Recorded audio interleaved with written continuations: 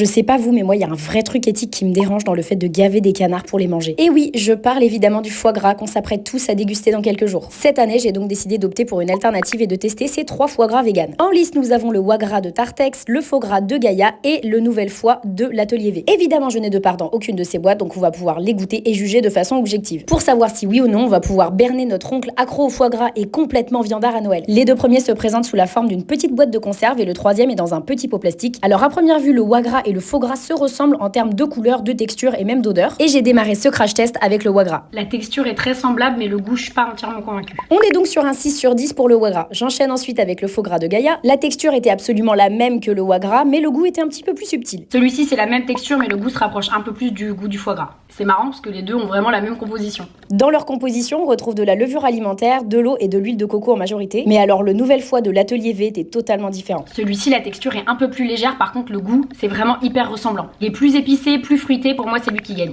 Et celui-ci n'a pas la même composition parce qu'il est à base de shiitake réhydraté et de noix de cajou. Mon préféré c'était le 3e, même si bon il est dans un pot en plastique donc c'est pas non plus dingue. Après, est-ce que l'objectif c'est pas d'enlever un petit peu de cruauté animale sur nos tables de fête? Je vous laisse seul juge.